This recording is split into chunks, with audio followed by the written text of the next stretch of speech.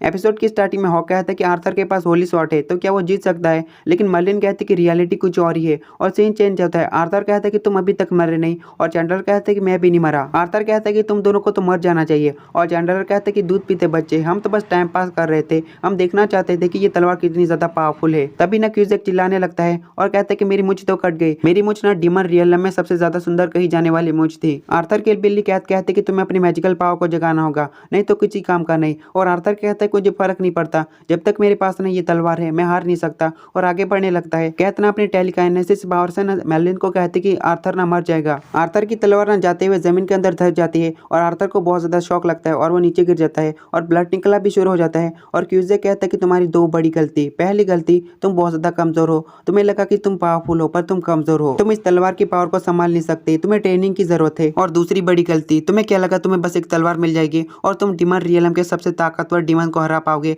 और हमारे प्रिंस ना बहुत ज्यादा पावरफुल है, तुम कभी अपने सपने में भी मत सोचना कि तुम हमें हरा सकते हो, तुम ना हमारे सामने चींटी के बराबर हो। मानता हूँ कि पुराने स्वॉर्डमैन बहुत ज्यादा पावरफुल थे, पर तुम ये भूल रहे हो कि हम ना हाई रैंक डीमन है। अगर पुराने स्वॉर्डमैन भी हमारे सामने आते ना तो उन लोगों के जीतने के चांसेस बहुत ज्यादा कम थे। और साथ ही अपनी आंखों से ना एक मैजिक करता है और कहते हैं कि तुम्हारे साथ क्या करा जाए, चलो अब बताओ तुम्हारे साथ क्या किया जाए। तुम ना हमारे दोनों प्रिंस के साथ बहुत ज्यादा बुरा बर्ताव किया था, मैं सोच रहा था कि मैं तुम्हें इंडोरा को खिला दूं, लेकिन प्रिंस जेल्टिस के सामने मैं ऐसा घिनौना नहीं दिखा सकता। मैंने फैसला किया, मैं तुम्हारे दिल को ना पूरी तरह से दबा कर दूंगा। वेल तभी ना वहाँ पर मर्लिन आ जाती है और कहती है कि तुम्हारे ऐसा करने से पहले मैं आर्थर को यहाँ से ले जाऊंगी और साथ ही ना सभी को बर्फ में जमा देती है और आर्थर को पकड़ते हुए कहती कि शुक्र है कि तुम जिंदा हो। और बिल्ली से कहती कि तुमने टेलीपैथी से मुझे मैसेज किया था ना। माइलोडिस कहते कि जल्दी से मुझे ग्रे रोड का कमांडमेंट दे दो। और मर्लिन कहती कि जिस तरह तुम डीमन किंग बनकर एलिजाबेथ को बचाना चाहते हो उसी तरह प्रिंसेस एलिजाबेथ और हम सारे दोस्त ना तुम्हें बचाना चाहते हैं। क्यूज़ेक ने अपनी बर्फ को तोड़ देता है और दूसरी तरफ हॉक कहता है कि मर्लिन अचानक कहाँ पर गायब हो गई। तभी ना वहाँ पर आर्थर और मर्लिन उसके ऊपर ही गिरते हैं। डियान कहती कि मर्लिन तुम आर्थर को बचाने के लिए गई थी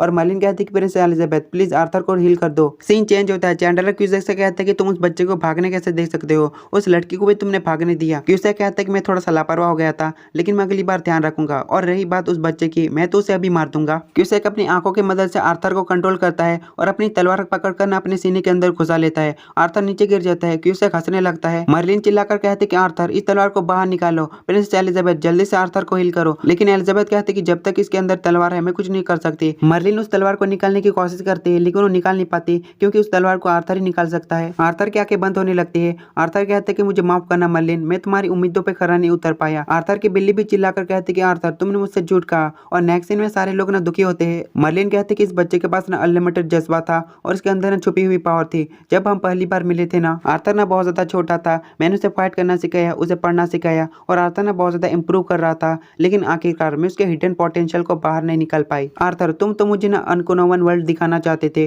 तुम्हारी अभी सोल कहाँ पर है, सामने है या फिर तुम्हारी बॉडी के अंदर है। बाकी हीरोज की तरह ना ये तलवार ना तुम्हारा खून और सोल ना एब्जॉर्ब कर रही है, अब कोई दूसरा ऑनर बनने वाला है। और दरवाजे के बाहर ही एस्केनोर होता है। एस्केनोर कहते कि जो किंग आर्थर के साथ हुआ ना ये बहुत ज्यादा बुरा था, लेकिन लेडी मर्लिन मैं तुम्हारे साथ अभी भी हूँ। एलिजाबेथ कहती कि आर्थर तुम्हारे बहुत ज्यादा करीब थी ना, जिस तरह मेलिडस मेरे करीब है। और ये सारी बातें सुनकर ना एस्केनोर दुखी हो जाते हैं और वहां से चले जाता है। मर्लिन कहते कि इंसान ज्यादा समय तक जिंदा नहीं रह पाते, ऐसे समय पर मेरे चेहरे पे कौन सा इमोशन आना चाहिए, शायद मैं अपने इमोशन को भूल गई हूँ। हॉक ना कैथ के साथ होता है और हॉक कहते कि इतना उदास होने की जरूरत नहीं, मैं समझ सकता हूँ कि तुम कैसा महसूस कर रहे हो। कैथ सिर्फ एक ही बात कह रही थी, आर्थर तुमने मुझे झूठ कहा। फिर हमें एक छोटा सा पास्ट का सीन दिखाया जाता है जहाँ पर मर्लिन रो रही थी और एलिजाबेथ उसके पास आकर कहती कि तुम अकेला महसूस कर रही हो और साथ ही उसे गले लगा लेती है। फिर सीन प्रेजेंट में आता है। एलिजाबेथ कहती कि मुझे माफ करना, मैं तुम्हारे लिए कुछ भी नहीं कर पाई। मर्लिन कहती कि पुरानी यादें ताजा हो गई, जब भी मैं अकेलापन महसूस करती थी ना तो तुम्हारा स्पेल मुझे राहत देता था। और साथ ही मर्लिन के आंसू निकलने लगते हैं और मर्लिन कहती कि 430 साल से ना मैं बिल्कुल भी नहीं रोई, जब मैंने मेलियोडस के हाथ का खाना खाया था ना तभी मैं रोई थी। मर्लिन कहती कि ठीक है मैं कास्टल की ओर जाना है, लेकिन जाने से पहले सारी चीजों की जांच कर लेनी चाहिए।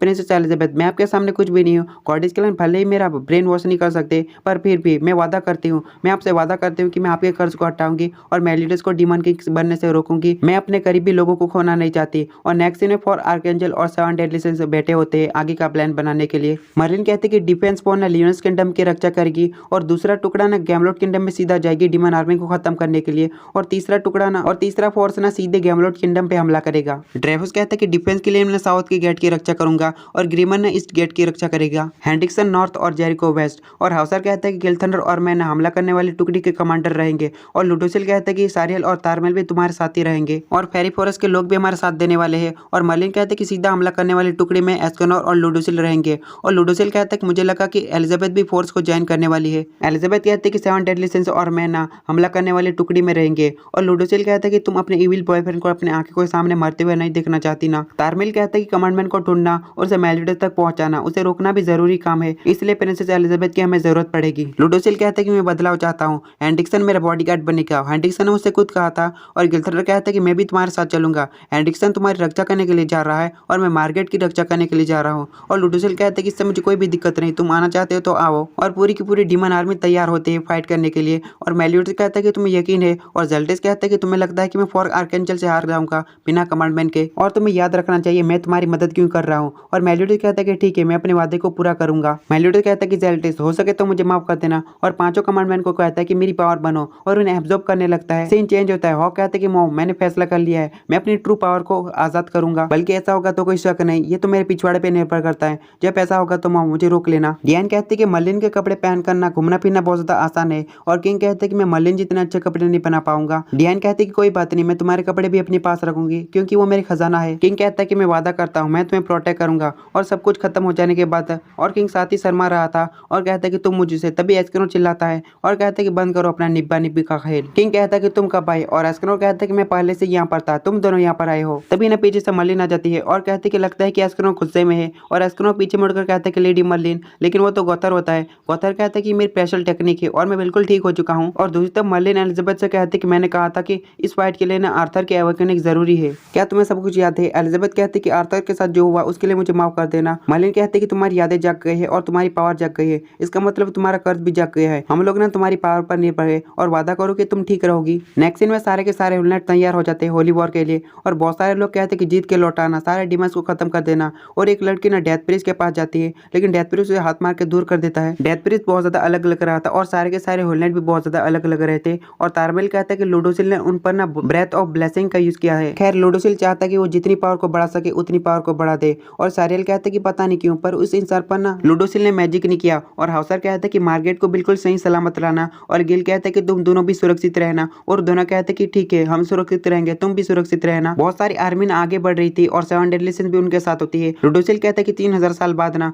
होली वॉर दोबारा से शुरू होने वाली है। बहुत सारे ऐसे लोग होंगे जिन्हें अपने दोस्तों को प्रोटेक्ट करना होता है और अपने परिवार को, और कोई भी खून खराबा नहीं चाहता। और सारे क्लैन ऐसा ही चाहते हैं। और मैं वादा करता हूँ हम ना जीत की तरफ जाएंगे और रोशनी अंधेरे को मिटा देगी। और सारे के सारे होली नाइट ना वो एकदम जोश में आ जाते हैं। ये वाली टुकड़ी ना सीधे गैमलॉट पे हमला करने वाली है। और सीन चेंज होता है। 7 डेडली सिंस और बहुत सारे होली नाइट ना डीमन आर्मी के साथ फाइट करने वाले होते हैं। सामने ने बहुत सारे एल्बियंस और बहुत सारे डीमंस थे। एक सैनिक कहते हैं कि ग्रेट होली नाइट हाउसर अपना आदेश दे। और हाउसर कहते हैं कि हम जिंदा लौट के आएंगे, और साथ ही अटैक कह देते हैं। और सारे लोग ना अटैक करने के लिए आगे बढ़ते हैं। और इसके साथ ये एपिसोड खत्म होता है।